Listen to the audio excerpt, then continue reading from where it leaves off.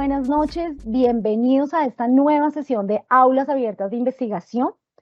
En la noche de hoy nos encontramos con la profe María Eugenia Vega y el profesor Juan Pablo Díaz, quienes van a estar haciéndonos un acompañamiento en cuanto al proceso de revisión de literatura. Vamos a pensar un poco y analizar cómo llegamos a esas discusiones desde los artículos, desde los informes, desde lo científico, desde lo que vamos trabajando día a día en este proceso de construcción de nuestro ejercicio académico. Como les decía, hoy nos encontramos con la profe María Eugenia Vega, quien es politóloga de la Universidad de Buenos Aires, magíster en Defensa Nacional y candidata a doctora de Ciencias Sociales por la misma Universidad de Buenos Aires.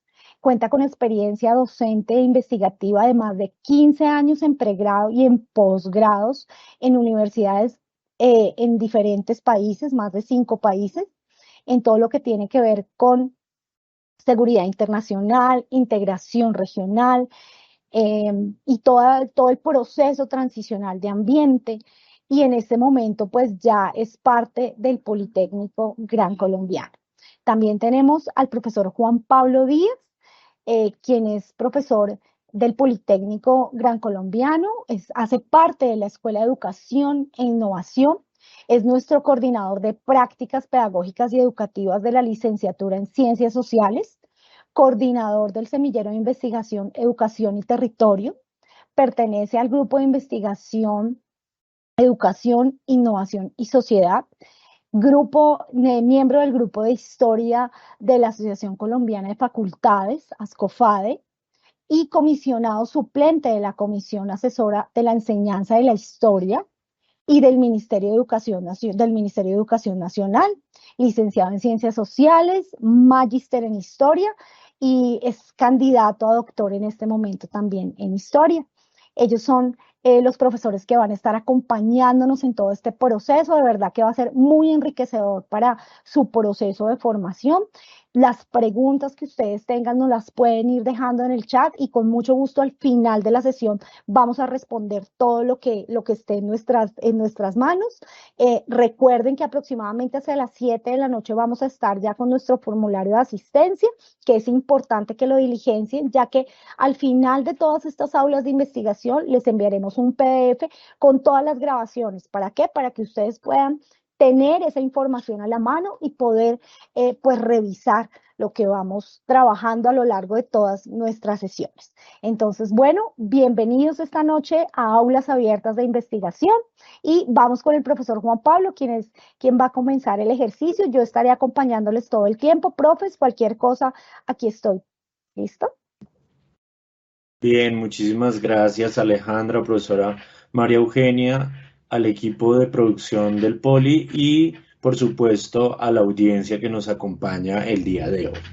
Bien, nos han encargado de hablar un poco sobre la revisión de la literatura en la investigación y vamos a hablar un poco de ello en esta sesión. En primer lugar, una reflexión. La exposición se basa en algunas herramientas para no perderse en el océano de la información. El sociólogo catalán Manuel Castells, a partir de la década de 1990, con toda la revolución informática que hubo, toda la revolución del Silicon Valley, hace una crítica muy fuerte sobre que empieza a haber un exceso de información en la sociedad. Y eso hoy es una realidad que nos toca vivir. Hay mucha información en las redes sociales, hay mucha información en Internet, pero entonces de tanta información hay una carencia de conocimiento. Es lo que nos muestra esta postura de Castells. Es decir, mucha información, pero poco conocimiento. ¿Qué es esto entonces de la información? Que nosotros necesitamos buscarla y cómo hacer para no perdernos en todo este océano de información. Bien, ante este problema debemos primero tener en cuenta que hay unas desventajas en el Internet y en el exceso de información. ¿Por qué? porque podemos encontrar información que es falsa, ¿cierto? Esto le pasa muy seguido a algunos periodistas que no corroboran la información y la inmediatez hace que publiquen información falsa. Pero no solamente le ha pasado al gremio de periodistas, de algunos periodistas, sino que también ha sucedido en tesis doctorales, en discursos políticos, etcétera, etcétera. Toman información que sale en Internet, pero resulta que es una información no fiable, ¿cierto? Y entonces es necesario tener en cuenta que en el Internet nosotros vamos a tener siempre información de distinta calidad. Tenemos información que debemos empezar a clasificar, ¿cierto? Y saber qué información podemos tomar y qué otra información no podemos tomar porque tiene una dudosa procedencia. Entonces, fíjense que para aprender a navegar en este océano de información, como hemos establecido esta metáfora, es necesario tener en cuenta algunos pasos. Fíjense que siempre va a haber muchos pasos, muchas rutas que nos van a trazar para cómo hacer una revisión de la literatura.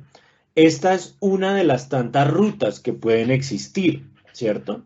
Pero entonces vamos a trabajar estos 6 pasos el día de hoy, donde vamos a ver cómo poder tener unas técnicas, cómo poder tener unos elementos claros para no perdernos en una cantidad de información que nos ofrece el Internet, etcétera, etcétera. Entonces, vamos con este primer paso. La formulación del tema de investigación. Cuando vamos a hacer una revisión de literatura, lo primero que debemos tener claro es qué es lo que vamos a buscar. Y esto parece obvio, pero no es así, porque uno empieza a tener nociones muy amplias, muy vagas sobre algo que quiere investigar. Lo primero, hay que tener en cuenta la delimitación según las áreas del conocimiento. Es decir, si yo estoy haciendo una carrera de administración y me dicen que haga una investigación, tengo que centrarme, bueno, ¿qué quiero de esa investigación? Administración de mercados, investigación de mercados, por ejemplo. Entonces, tengo que delimitar allí. Si estoy en una licenciatura, bueno, específicamente mi licenciatura, ¿qué pide? ¿Es en ciencias naturales? ¿Es en física? ¿Es en ciencias sociales? Entonces, fíjense que empieza a haber una delimitación ahí que tiene que corresponder con el área de conocimiento de mi interés. Eso si estamos estudiando en pregrado. En posgrados también, dependiendo lo que diga los lineamientos de mi posgrado, yo empiezo a segmentar esa información. La delimitación del espacio y el tiempo también es fundamental. Entonces, esta delimitación ya nos empieza a centrar un poco más. Yo quiero investigar los mercados, pero quiero investigarlos en el caso de Bogotá y Cali, o en el caso solo de Bogotá, o en el caso de una localidad. Y el tiempo. ¿Qué tiempo va a tomar para investigar esos mercados? Los mercados hoy, los mercados comparados con el año pasado. Es decir, usted empieza a para formular un tema, usted tiene que empezarlo a delimitar poco a poco. Esto es una de las grandes problemáticas, incluso en investigaciones doctorales, que tienen problemas con la delimitación. Bien, tener en cuenta aspectos institucionales. Es decir, si usted está en una institución que le dice que usted pasa un proyecto de investigación y le dice, mire, los lineamientos son estos, usted se debe acoger a esos lineamientos, ¿cierto? Mire, usted tiene que hacer una revisión de literatura en inglés, entonces usted tiene que ya reducirse a eso. Muy importante cuando usted hace una investigación tener en cuenta lo institucional. Si es una investigación para sus tesis de grado, ¿cierto? Tiene que tener en cuenta esos lineamientos que le da la institución universitaria en este caso. Pero si usted está haciendo una investigación para una empresa, la empresa le va a dar esos lineamientos. ¿Listo? Fundamental, que el tema sea de su interés. Esto es para los casos de las tesis de grado. La motivación es fundamental en la formulación del tema de investigación, ¿cierto? Porque si investigamos cosas que no nos interesan, podemos perdernos en el camino de la búsqueda, porque usted dice, no, pero imagínese, yo tengo que buscar un poco de información sobre un tema que no me interesa, lo hago porque me toca, ahí ya empieza a tener una brecha. Y por eso es que vemos algunas investigaciones que no llegan a buen puerto, o algunas revisiones de literatura que tampoco lo hacen, porque no encuentran el sentido, ¿cierto? Ahora, después de tener toda esa delimitación, tener en cuenta estas variables, hay que expresar esa formulación de manera clara en un título. Es decir, les voy a dar un ejemplo. Políticas educativas del medio ambiente en la escuela rural, ¿cierto? Usted expresó claro ahí en un título qué es lo que usted va a empezar a indagar. Cuidado, estos títulos no son definitivos, pero es su interés, ¿cierto? Entonces usted empieza su aventura de la revisión literaria, de literatura, a través de ese punto. Y esto nos lleva al segundo paso. Usted empieza a hacer una definición de un conjunto de conceptos y empieza a encontrar una problemática. De ese título seleccionado, usted extrae palabras clave. Entonces, en el ejemplo que yo di, vieron, políticas educativas, escuela rural, ¿cierto? Educación ambiental. Esas son, ya usted tiene ahí unas palabras clave. Y esas palabras claves se convierten en el eje de su búsqueda, ¿cierto? Ya, ya nos va a profundizar sobre ello la profesora María Eugenia. Es decir, usted ya estableció unas palabras clave y usted dice, sobre eso es que tengo que buscar. Sobre eso es que ese es mi interés. Vamos a ver qué encuentro allí de estas palabras clave, ¿cierto? Por separado e interconectadas. Entonces, derivar de esas palabras también es necesario posibles conceptos similares. Fíjense que cuando ustedes buscan información o revisan literatura, ustedes pueden que no encuentren nada. Si ustedes usan las palabras conectadas, no encuentren nada. Políticas educativas, medio ambiente, escuela rural. Usted no de pronto dice, uy, no hay nada, ¿cierto? Y entonces usted dice, no hay nada, y usted dice, es inédito, que puede ser. Pero entonces usted tiene que ir un poquito más allá y usted tiene que decir, voy a ver si realmente no es que no hay nada o estoy utilizando unas palabras, ¿cierto? Que de pronto no han utilizado otros investigadores, pero sí hay investigaciones similares. Entonces, por eso usted debe irse a conceptos similares también en su búsqueda. Entonces, por ejemplo, políticas educativas y algo similar, políticas públicas en educación, ¿cierto?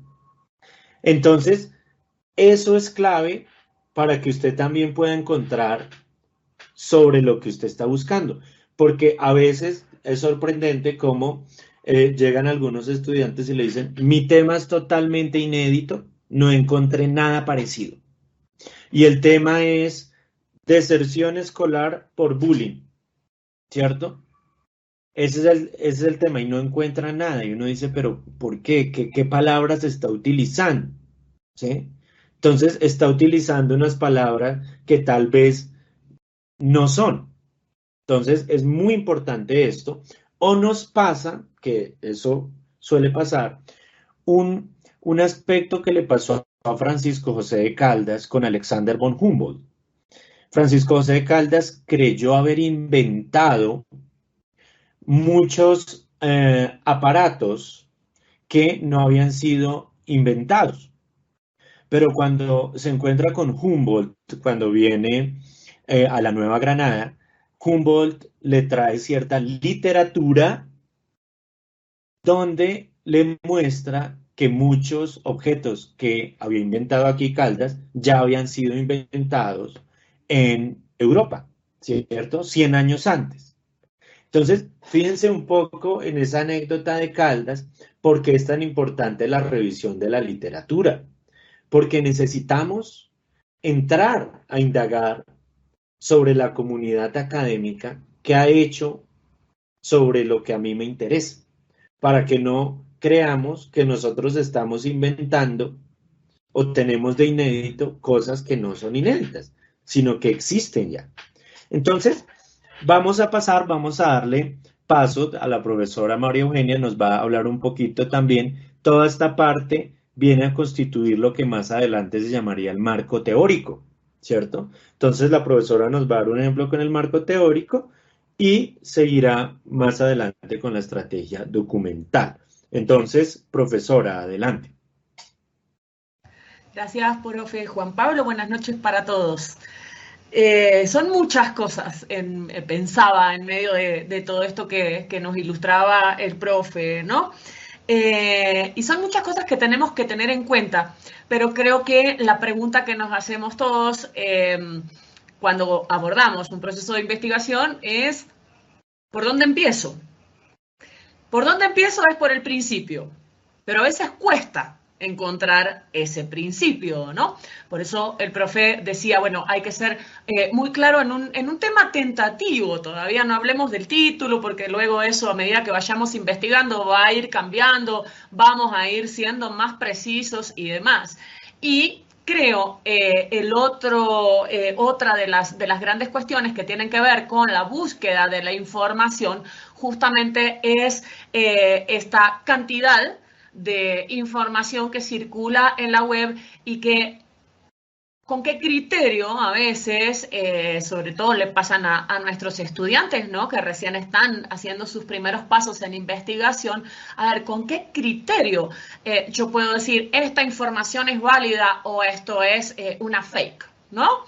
Entonces hay pasos que son muy sencillos, hay aspectos que son realmente muy fáciles de poder sortear. Les quería mostrar acá algo también, una herramienta muy buena, que es Google Académico. ¿Por qué? Digo, muy buena en muchos aspectos, nos facilita la vida. ¿Qué hace muchas veces quien está comenzando un proceso de investigación? Entra al Google tradicional.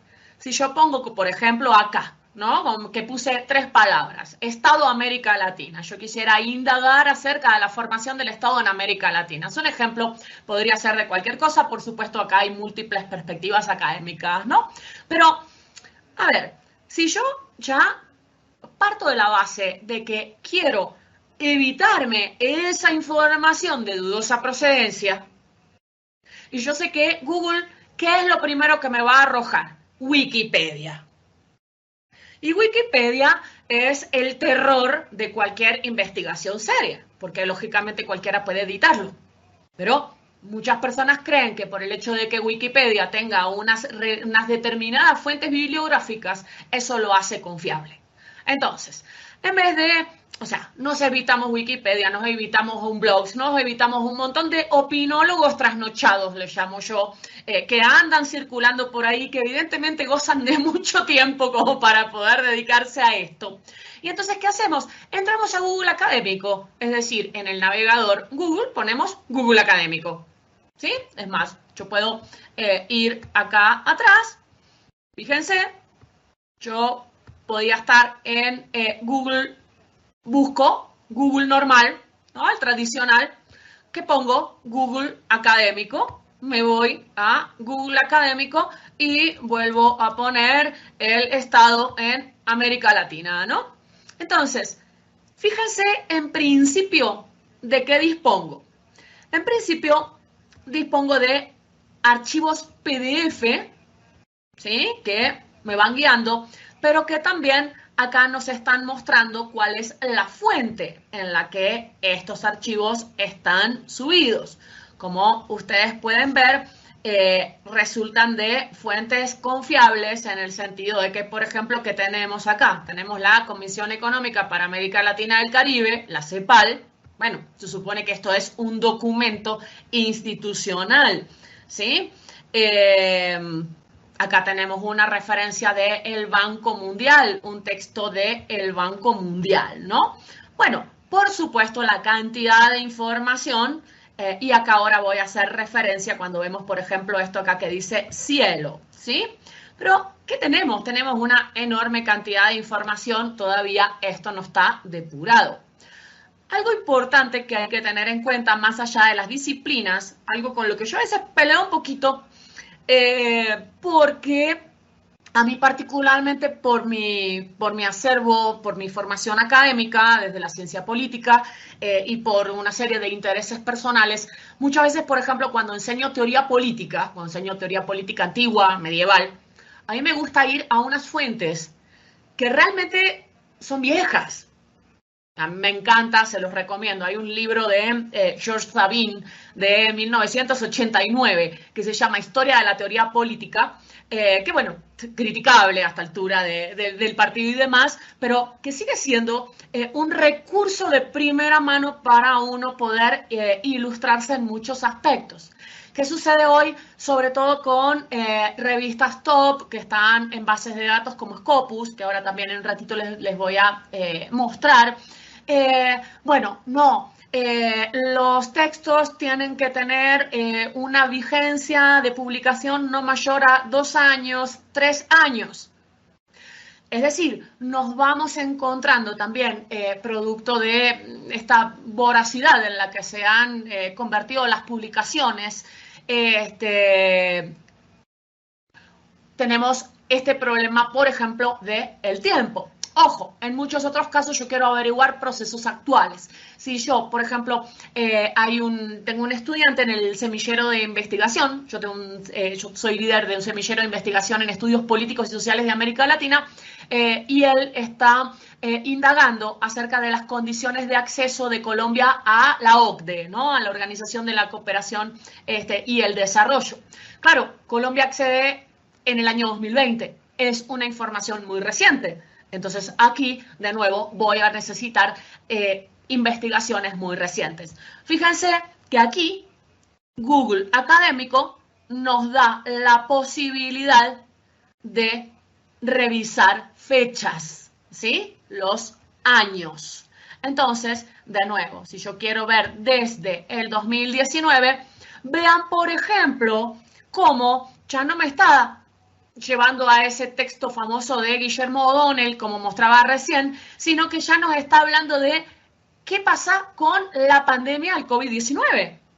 Es decir, para 2019 ya nos están mostrando, o acá miren, 2022 o 2023, nos están mostrando ¿qué? Temáticas que son más actuales, que responden mucho más a la coyuntura, ¿sí?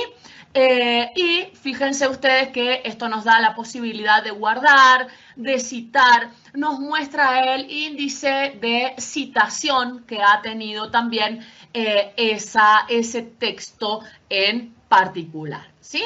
De todas maneras, como ustedes pueden ver, esta búsqueda es lo suficientemente amplia. Yo le podría, no sé, agregar acá historia. Y acá, miren, como yo estoy agregando una disciplina, ya nos está hablando de ¿qué? De la enseñanza de la historia, por ejemplo, en América Latina, ¿sí? Bien, y así vamos haciendo las búsquedas de la misma manera que ustedes conocen las búsquedas tradicionales, ¿no? Las búsquedas tradicionales que podemos hacer en la web en temas que sea de nuestro interés. Ahora bien, para no robarles mucho más tiempo, pero yendo, por supuesto, al tema de la delimitación y de el compromiso con los conceptos, que es lo que nos va a permitir también recortar nuestra investigación. A veces nosotros llegamos con temas de investigación amplios que a medida que indagamos se van volviendo faraónicos, no es la idea. Y entonces, bueno, este recortar, ustedes me lo enseñaron acá en Colombia a llamarle aterrizar. Creo que viene bien el uso del concepto. Y fíjense respecto de esto que decía el profe Juan Pablo recién, ¿no? Voy a tener que partir de un área disciplinar, pero además, realmente los conceptos que yo estoy utilizando son novedosos, los estoy de alguna manera inventando o mejor dicho, otras veces estos van a ser parte de un debate, ¿sí?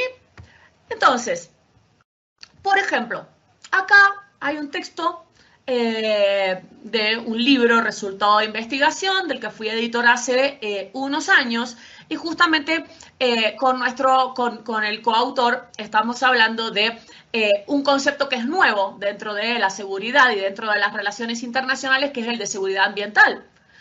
Yo creo, yo particularmente, mi propia subjetividad, recuerden que no existe la neutralidad valorativa, lo dijo Weber y gente mucho más importante que yo, ¿sí?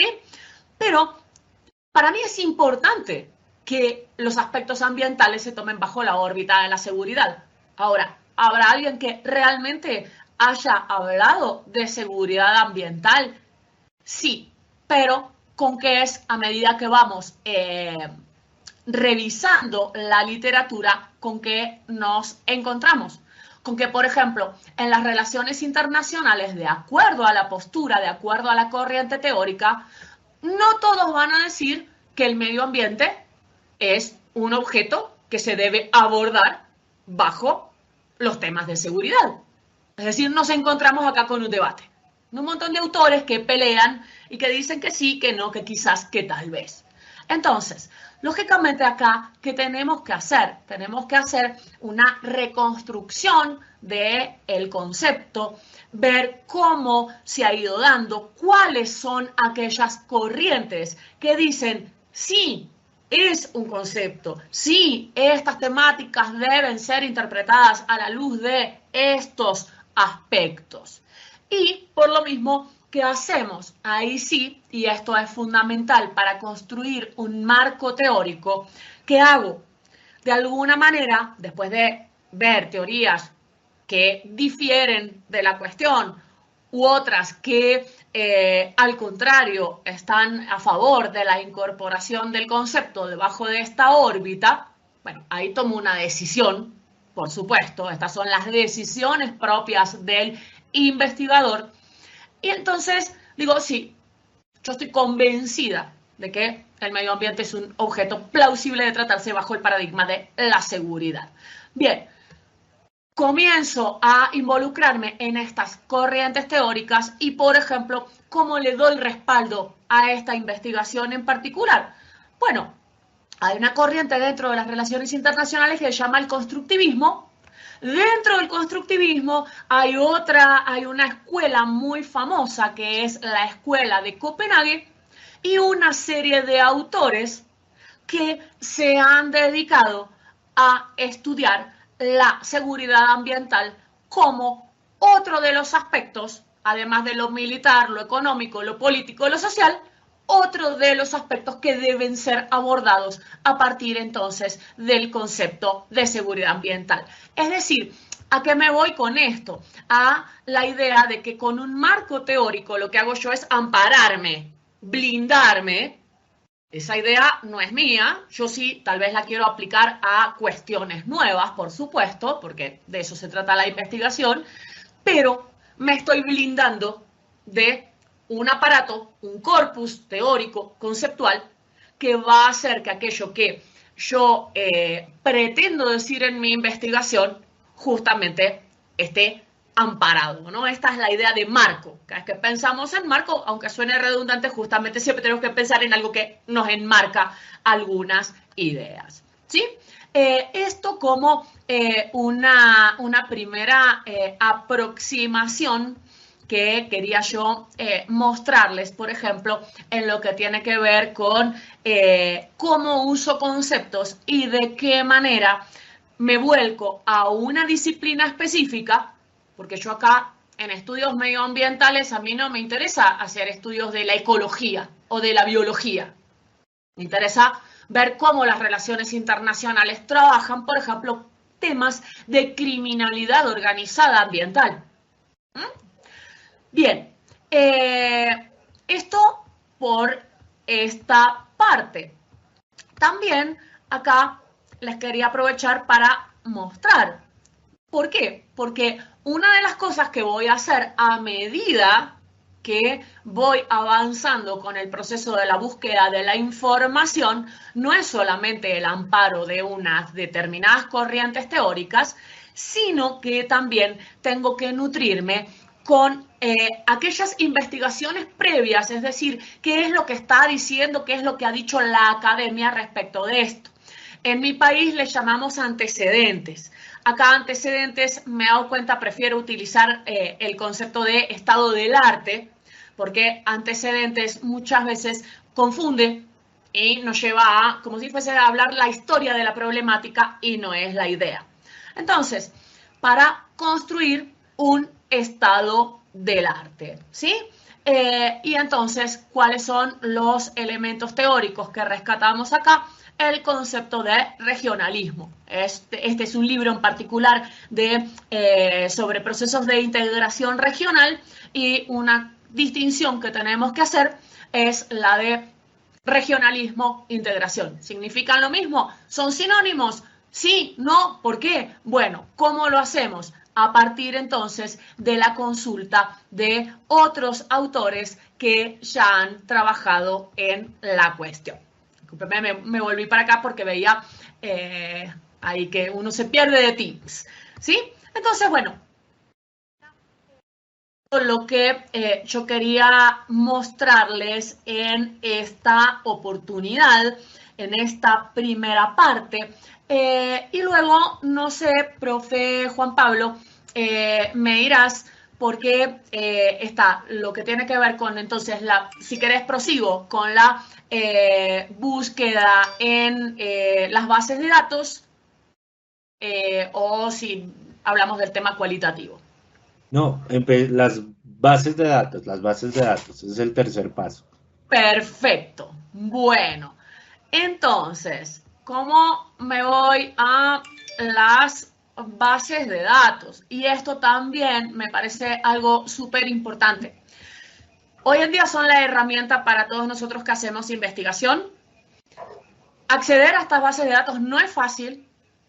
Y yo siempre le digo a los estudiantes, aprovechemos la gran inversión que está haciendo la universidad para que nosotros podamos disponer de esta información, que es lo que está recién salido del horno, lo más importante, lo top, las discusiones que están en nuestras disciplinas hoy en día, ¿sí? Bien, entonces voy a permitirme hacer un pequeño recorrido, no los quiero aburrir con esta cuestión, pero me parece central. Bien, ¿de qué manera vamos a entrar? Es muy fácil, ¿no? Bueno, nosotros nos vamos a la página institucional. Aquí en la página institucional vamos a encontrar en los servicios y beneficios, esto no importa el rol que tengamos en la institución, y miren que en la biblioteca nos vamos a la biblioteca virtual.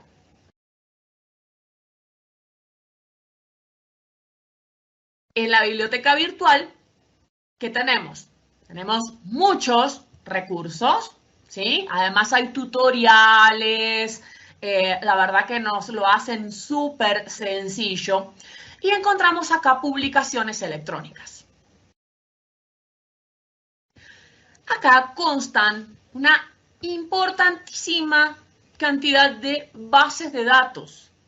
Muchas de estas son específicas para determinadas áreas del conocimiento. Entonces, una vez más, también nos vamos a tener la seguridad no solo de que la información es fidedigna, es nueva, es top y demás, sino que estamos dentro del ámbito disciplinar que deseamos. Por ejemplo, miren, acá hay temas de ámbito jurídico, ¿sí? De analítica de líneas jurisprudenciales. Hay temas financieros, hay temas relacionados con el magisterio. Por ejemplo, hasta ahora, estos ejemplos que acabo de brindar, a mí particularmente, yo los descarto. ¿Por qué? Porque no estoy en este momento imbuida en esos campos disciplinares, ¿sí? Entonces, como ustedes pueden ver, esto tiene una riqueza impresionante.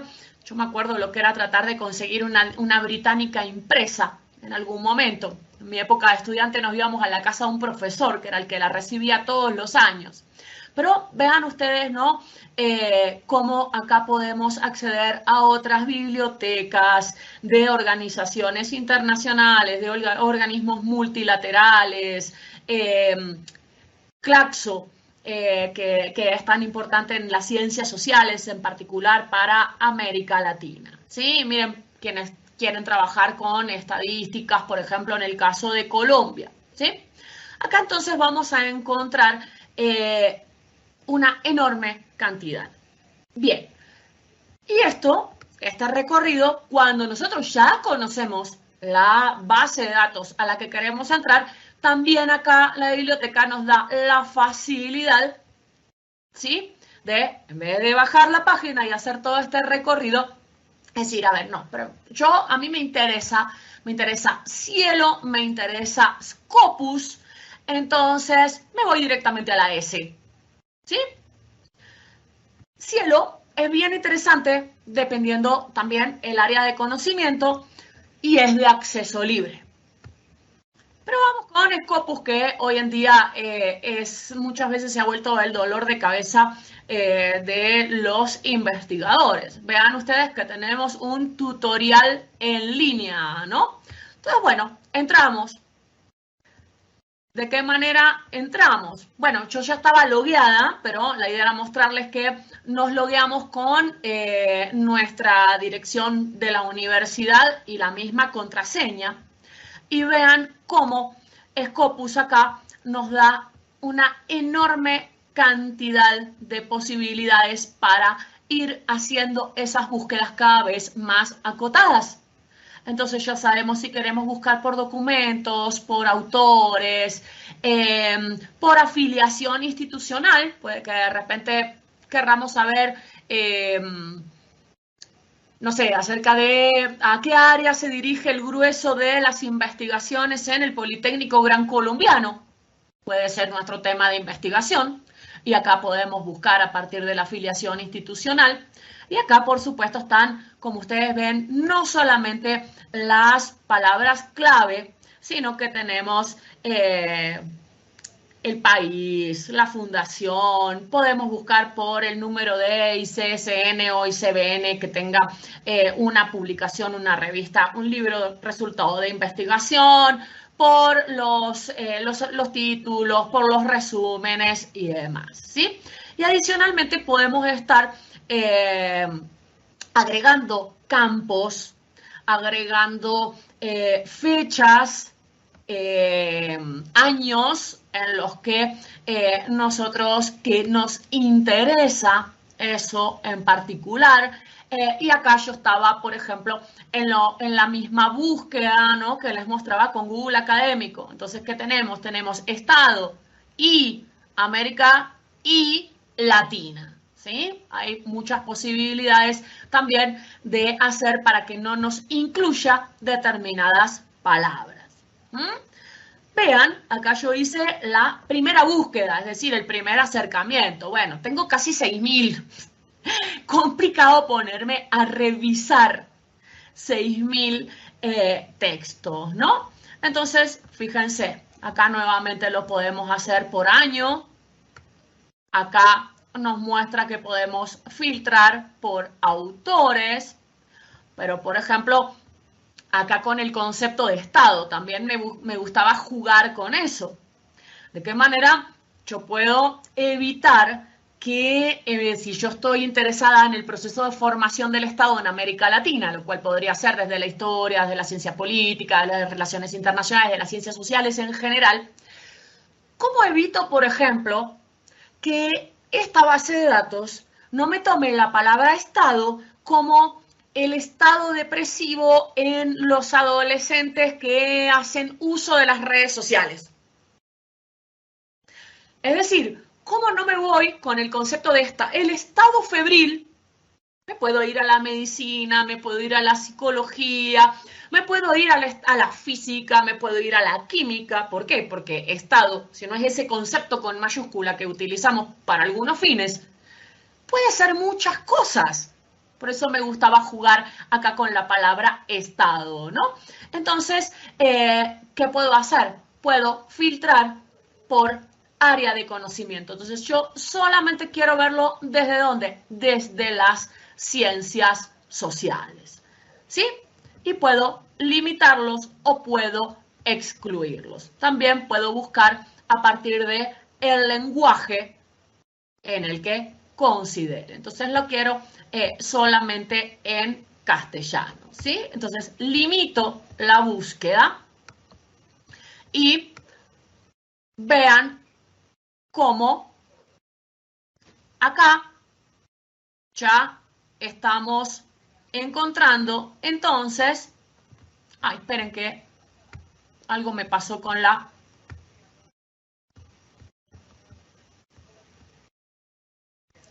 Ahí está.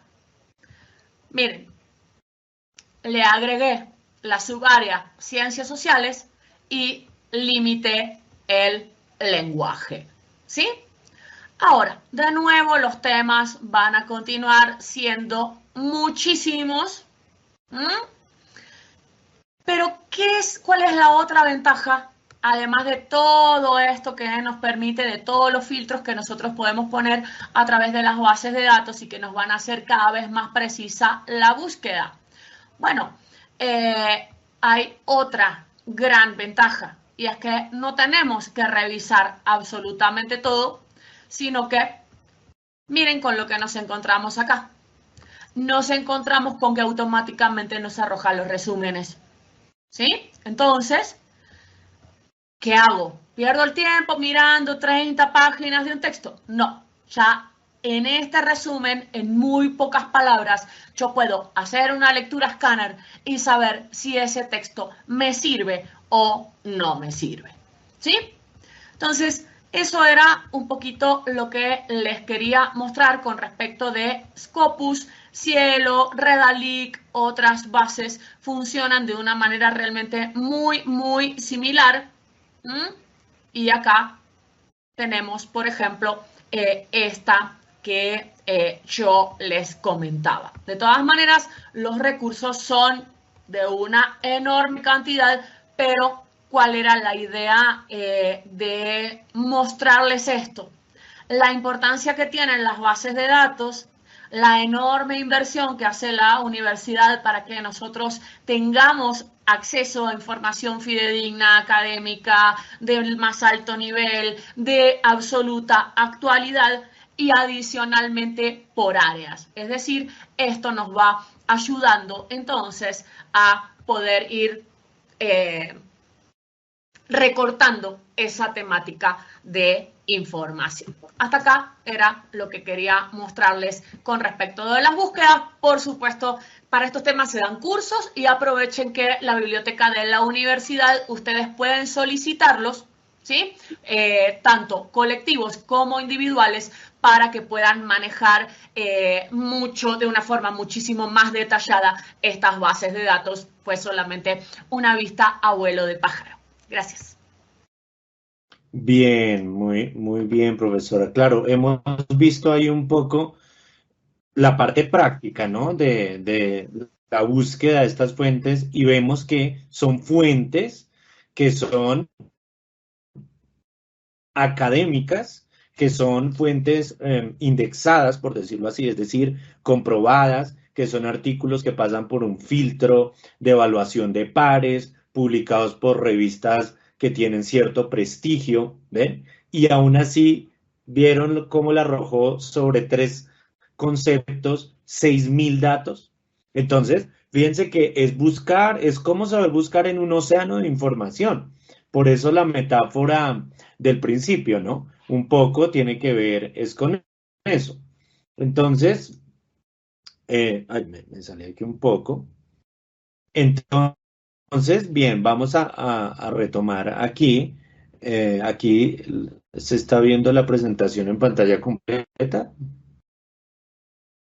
No, estamos en blanco. Ya se puede ver, ya se puede ver. Listo. Tenía el Entonces, bien, micrófono apagado, Tomás, estaba hablando, perdón, primera interrupción. sí. Bien. Bueno, ¿querías decir algo, profesora María Eugenia? No, profe, que justamente primero estaba en blanco, pero después había vuelto, perdón. Listo. Bien. Entonces, precisamente, esta es la estrategia documental, lo que nos acaba de mostrar la profesora. Es decir, ¿yo dónde voy a conseguir esa información?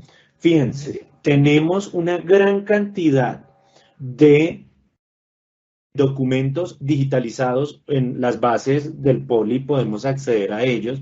Estas licencias valen millones y los estudiantes del Poli pueden acceder a ellas, ¿cierto? Valen millones cada licencia, ¿cierto? Que si no tenemos la licencia no podemos acceder. Y hay incluso documentos, digamos, antiguos, por decirlo así, o viejos documentos que han sido digitalizados, subidos a bases de datos y solo se encuentran en esas bases de datos. No se encuentra el documento en físico. Eso pasa mucho en documentos de historia.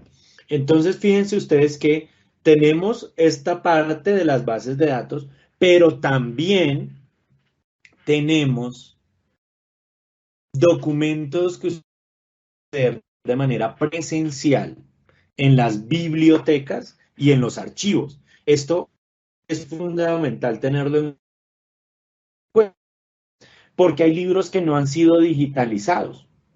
Entonces usted dice, no, pero no encuentro el libro, ¿dónde está? Y resulta que en Colombia no está el libro. No está el libro, no lo venden en librerías. Entonces, ¿qué tiene que hacer usted?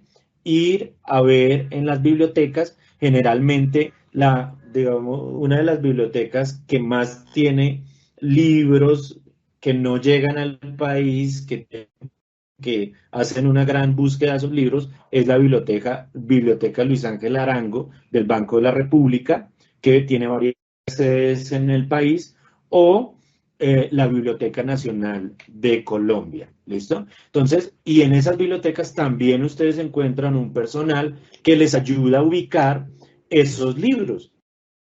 O usted puede pasar solicitudes de decir, miren, salió un libro, ¿cierto?, que me sirve pero no está en el país, ustedes lo podrían comprar. Y ellos tienen un equipo que hace esa gestión, compran, traen el libro y lo tienen al servicio público en la biblioteca. Eso también es muy importante, no descarten esas bases, esos documentos en físico. Y lo mismo, ¿cómo hago para buscar entre toda esa cantidad?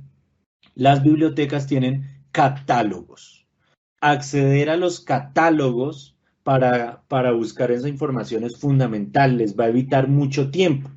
Si usted llega ya como perdido, pues se va a demorar y demorar y demorar. Todo lo que ha hecho estas tecnologías digitales es tratar de sistematizar, ¿cierto? Lo que antes se buscaba en unos cajoncitos con unas fichas bibliográficas y usted tenía que buscar uno por uno a ver si encontraba el documento. Lo clasificaban por temas. Entonces imagínese usted buscando 6.000 fichas que le hablen del Estado y una por una y una por una y dónde está ubicada. Voy y miro, pruebo suerte porque no habían abstracts, no habían resúmenes. Pruebo suerte mirando, no, esto es otra cosa, no me sirve. Entonces, imagínense cómo era investigar antes.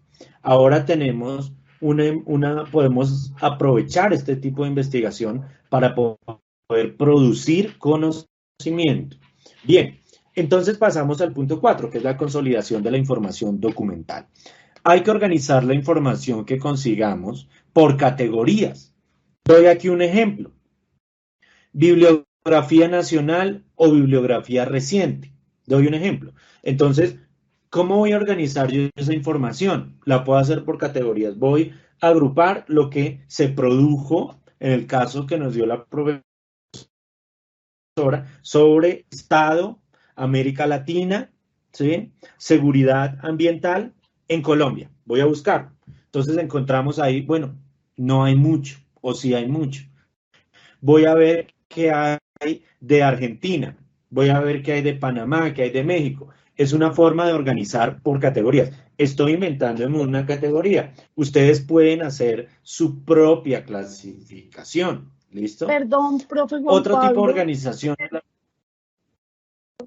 Sí, ¿puedes revisar que creo que no sí, te están Alejandro. pasando las diapositivas? Que vuelvas como a compartir. Revisa. Bien.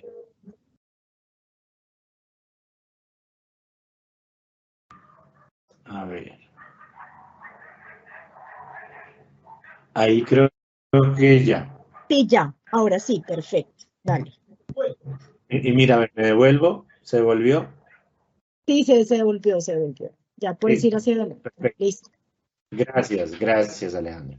Entonces tenemos primero la organización por categorías, organización temática, bibliografía políticas educativas, bibliografía de gestión educativa, todo sobre el mismo título, todo sobre su mismo tema de investigación. En este caso que dio el ejemplo la profesora, bibliografía sobre el Estado en América Latina, bibliografía sobre el medio ambiente en general, bibliografías, es decir, usted la puede ir organizando, ese tipo de bibliografía por la temática, ¿cierto? Entonces, también es una forma de esta consolidación. Y C, crear referencias claras y de fácil consulta con enlaces o carpeta de descargas. ¿Qué quiere decir esto? Que usted organiza esta documentación, ¿cierto? Y usted pone ahí sus enlaces para usted poder empezar a hacer ya un análisis profundo. Mire, esto fue lo que me interesó, ¿cierto? 10 artículos aquí, estos otros 10, estos 5. Usted los empieza a consultar, pero usted debe tenerlos organizados. Si usted puede descargar de las bases de datos lo que le interesa, mucho mejor, porque a veces de pronto el documento se perdió. Eso es algo muy importante en la era digital, que hay bibliografía que se esfuma, que hoy existe, mañana no existe. ¿Ve?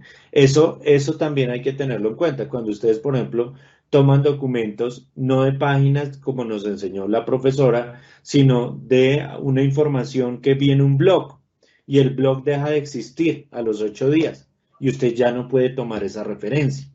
Lo mismo, hay de pronto documentos que a usted se le pierden, se le refunden o cambian la dirección. Entonces, si usted los puede descargar y abrir una carpeta, mucho mejor. Entonces, eso es fundamental, tener las referencias con los enlaces, la carpeta de descargas o, por ejemplo, si usted dice son documentos en físico, que usted va a ir a consultar un archivo, por ejemplo, un archivo en el Archivo General de la Nación sobre relaciones internacionales. Entonces usted va y usted tiene que tomar la referencia. ¿Dónde está ese documento? Para usted tener esas referencias y usted pedirle al archivo que le entreguen esos documentos, ya sean digitales, se los dejen ver en persona, se los dejen ver en microfilms y usted pueda tomarles fotos y demás. ¿Listo? Esto ahorra mucho tiempo. No se vaya usted por nada del mundo a un archivo o a un centro de información sin usted haber hecho esa búsqueda de los catálogos, sin haber hecho esta exploración anterior, porque va usted a perder mucho tiempo. Va a perder mucho tiempo. Entonces, fíjense cómo aquí esta es la parte de consolidar toda esa búsqueda. Bien. Pasamos al análisis de la información consolidada. Ahora sí, yo empiezo a analizar lo que seleccioné. Primero, hay que leer, y esto lo mencionó la profesora, estableciendo los debates sobre el título seleccionado y sobre sus conceptos que han seleccionado. Esto es muy importante. Es decir, yo no voy a hacer solamente reseñas, que yo coja y diga, mire, hice la reseña de este libro, hice la reseña de este otro libro, porque si no a usted le quedan una cantidad de reseñas. Esa no es la idea. Es que usted pueda de esas lecturas que usted está haciendo, de esa información, establecer los debates que hay en torno a los conceptos que usted está utilizando. Eso es lo que, digamos, hay que hacer en el análisis. Primero, ¿por qué? Porque le va a permitir saber usted cómo está metido entre esos debates o usted qué postura toma en esos debates, ¿cierto? Bien, B, leer analizando la utilidad de conceptos utilizados. Es decir, ¿estos conceptos son útiles o no son útiles? Usted puede cambiar en el análisis, usted puede cambiar. Y usted dice, mire, realmente lo mío acá, no voy a ver la seguridad ambiental en América Latina. Esto no la voy a ver solo para Colombia. O usted tal vez dice, no, el concepto de seguridad ambiental es muy amplio o se reduce mucho y yo lo que quiero es hacer es otra cosa. ¿Listo? Entonces usted tiene que hacer esas lecturas diciendo, ¿esto realmente a mí me sirve o no me sirve? Porque usted a veces puede estar incluso equivocado en sus conceptos. Usted decir, no, yo no quería eso, yo quería era por el otro lado, ¿cierto? Entonces piense que eso tienen que tenerlo muy claro. Y finalmente leer estableciendo una red intelectual sobre su problema. Entonces, ¿qué era lo que nos mostraba la profesora? Entonces, yo entro acá y yo voy a tomar de este autor tales cosas. Entonces, yo voy a tomar de Vygotsky, Tarot, tal cosa, de Brunner, tal cosa, de Balloon, tal cosa, ¿cierto? Si estoy en ciencia política, yo voy a tomar de Gaetano Mosca esto, de Noel Newman esto, de Brodel esto, ¿cierto? De Chakrabarti esto. Entonces yo empiezo a tener ya una red intelectual, ¿cierto? O yo empiezo a mirar, mire, esta tesis que encontré aquí en el Poli, dialoga conmigo. Esta tesis que encontré aquí en la Universidad de los Andes, dialoga conmigo. Ahora, este artículo del profesor tal, dialoga conmigo. ¿Ven? Es como establecer también esa red intelectual que está hablando de los temas que usted está hablando. Porque lo fundamental cuando usted revisa literatura, cuando usted investiga, es que usted acepte y asimile que usted va a ser un autor y una autora que va a entrar dentro del campo intelectual de la investigación, sea el área del conocimiento que sea, o sea multidisciplinar. Entonces usted ya empieza y usted seguramente si continúa ese camino se va a encontrar con esas personas que está leyendo. Usted las va a encontrar y va a decir, ay, mire, el profesor, yo lo leí, ¿sí? A todos nos ha pasado esto, yo creo. Cuando uno empieza a decir, ay, pero yo leí a Olga Lucía Zuluaga y la conocí, a Óscar Saldarriaga lo conocí, yo leí, ¿cierto? A Javier Sáenz Obregón y lo conocí. Y empieza usted a conocer a esos autores si usted se va por esas líneas investigativas, muy, muy importante. Finalmente, la evaluación de la investigación documental. Usted tiene, esta evaluación debe ser permanente, ¿cierto? Esto, digamos, la pongo acá en el punto 6 porque al final usted tiene como que seguir reflexionando, pero la evaluación es permanente. Pensar si es necesario cambiar el título, que aquí digo, o los conceptos de la búsqueda, lo que nos mostró la profesora. Realmente sí, lo mío es Estado, seguridad ambiental, ¿esto sí es realmente o no? Entonces, o puede meterle otro concepto o puede hacer otra cosa. Esto es fundamental tenerlo en cuenta siempre. B, preguntarse si se consultaron las suficientes fuentes de información. A veces hay personas que se quedan solo consultando, voy a mirar las tesis del repositorio, ya, y se acabó. O dicen, ay, voy a mirar qué publicó X revista, la revista Historia Crítica, voy a revisar solo lo que dice ahí. Pues entonces usted encuentra un sesgo, ¿cierto? Entonces usted tiene que ampliarse un poco a estas bases de datos para que usted tenga distintas fuentes de información. Eso es muy importante. y usted replantéese, se tiene que ir replanteando. Por ejemplo, es muy importante hoy en investigación que las investigaciones tengan fuentes en inglés. Es decir, el mundo anglosajón en este campo investigativo, en las bases de datos, es muy importante. Por eso a usted le hacen hacer el resumen en español y en inglés. Las palabras clave en español y en inglés, ¿cierto? Entonces, a veces es muy necesario que usted consulte bibliografía en otros idiomas, ¿cierto? Y por eso es que hablar otros idiomas, digamos, es importante para que usted para que usted pueda abrirse un poco, ¿cierto? A lo que están pensando otras personas, ¿cierto? Otros grupos, otras culturas. Entonces, fíjense en eso también muy importante. ¿Es suficiente yo solo tener estas fuentes de información o tal vez me debo poner a buscar qué han pensado sobre este problema los ingleses, los españoles, los italianos, ¿cierto? Entonces ahí, bueno, hay que tenerlo muy en cuenta. Y C, finalmente, escuchar las recomendaciones de los directores y tutores. Esto es clave en una investigación.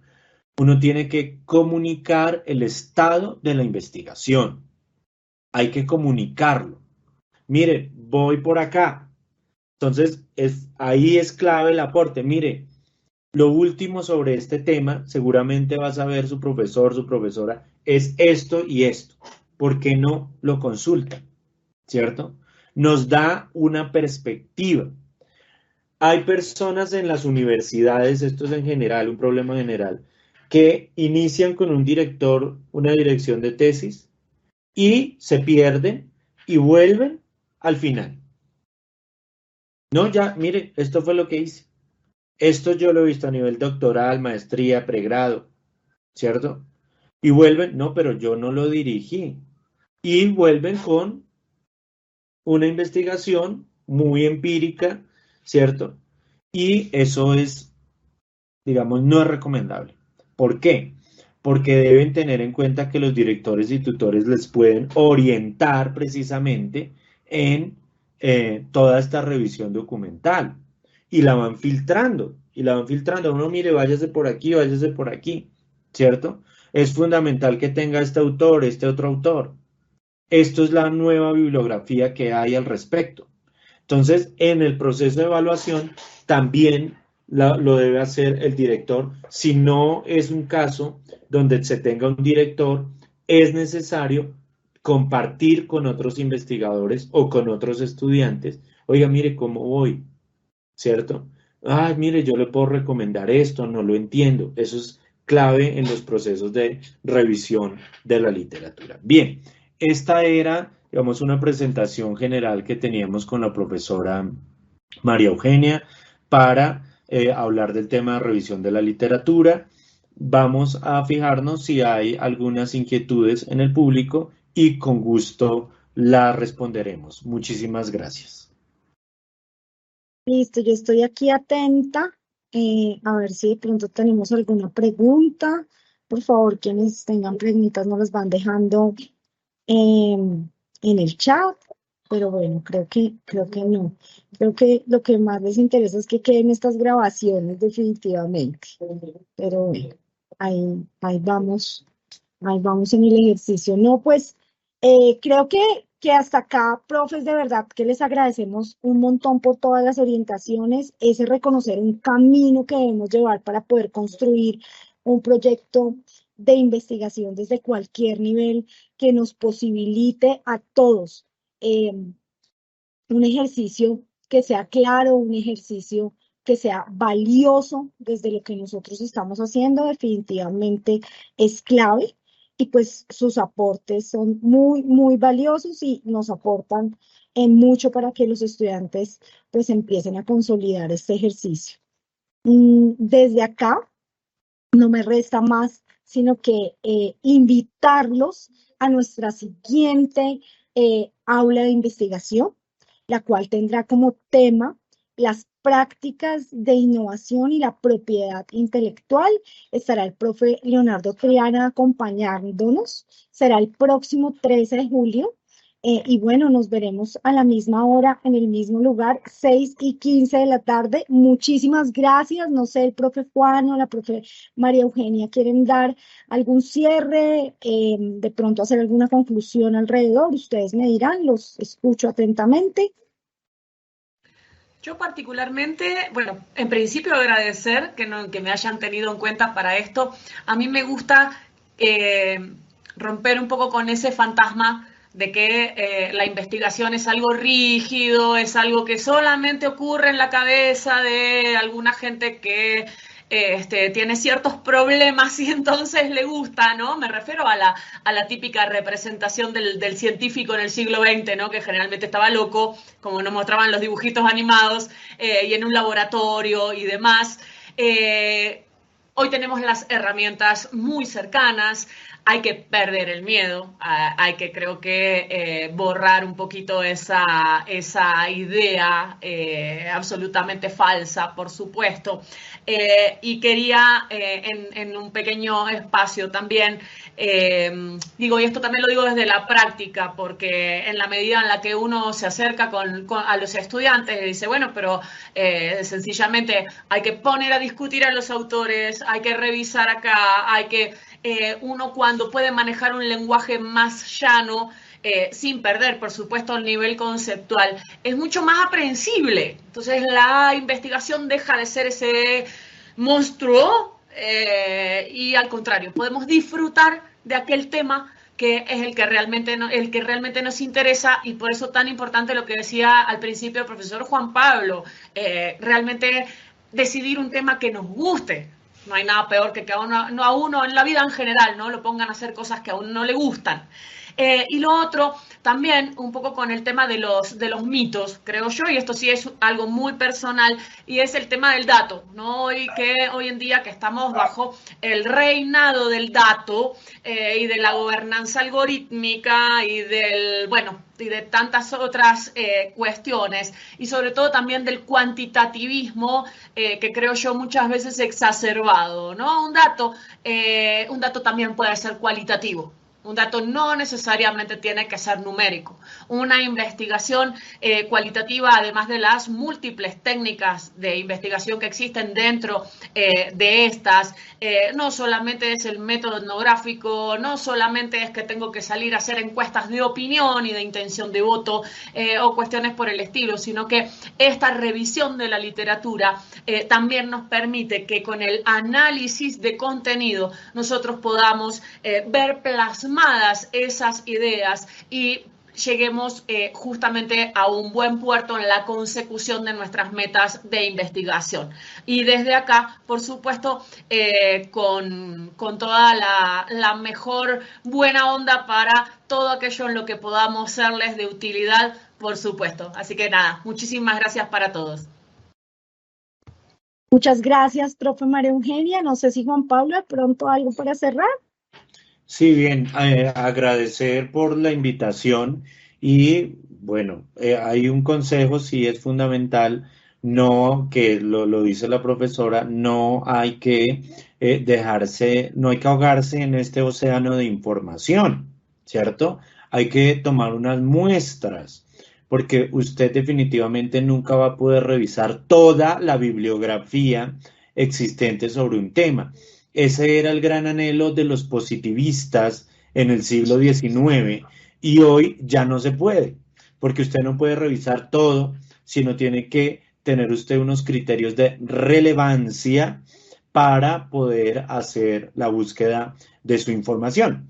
Entonces, por eso es que al final señalaba que esto hay que hacerlo en compañía de una comunidad académica, de unos tutores, de unas personas que ya han navegado en este océano de la información, que nos pueden ayudar con algunos criterios de búsqueda y con algunos criterios de selección. Entonces, claro, es muy importante esto, y a veces lo que decía la profesora de lo cuantitativo, efectivamente lo cuantitativo trae respaldo, digamos, de golpe de vista a las investigaciones, pero también nos podemos perder en esos análisis cuantitativos, nos podemos perder en números y en datos que no muestran cómo es realmente la realidad, ¿cierto? Entonces, eso es muy importante, sobre todo, por ejemplo, en investigaciones económicas, podemos ver que hay muchas falacias de tipo cuantitativo, que nos muestran en números que un país está progresando, se está desarrollando, pero que realmente no tiene un índice de pobreza muy alto.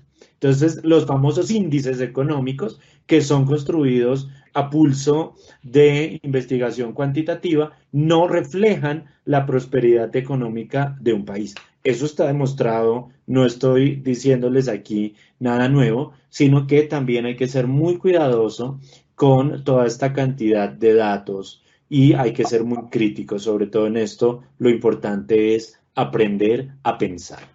Muchísimas gracias por la invitación y un saludo para todos. Bueno, les agradecemos mucho, mucho, mucho por habernos acompañado, de verdad.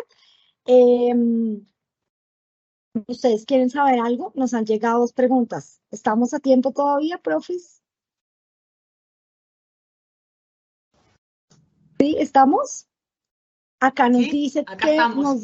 en qué tipo de herramientas se puede plasmar esta revisión bibliográfica como evidencia del ejercicio como técnica de recolección de datos. A ver, De nuevo, ¿en qué ver. tipo de herramientas se puede plasmar esta revisión bibliográfica como evidencia del ejercicio como técnica de recolección de datos?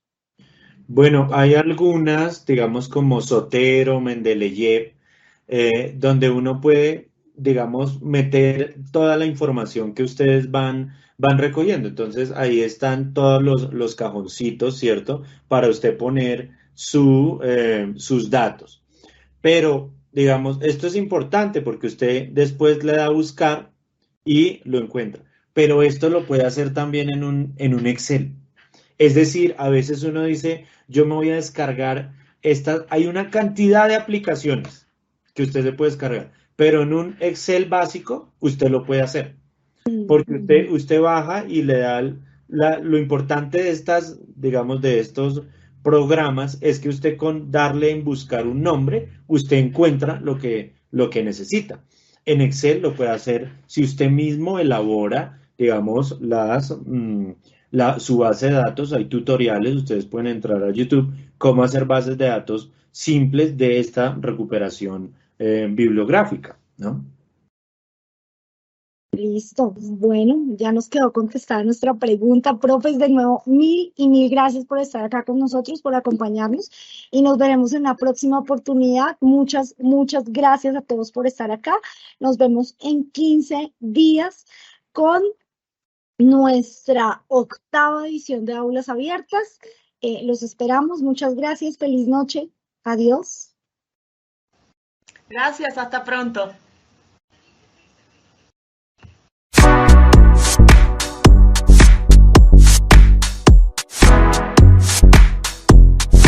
Politécnico Gran Colombiano.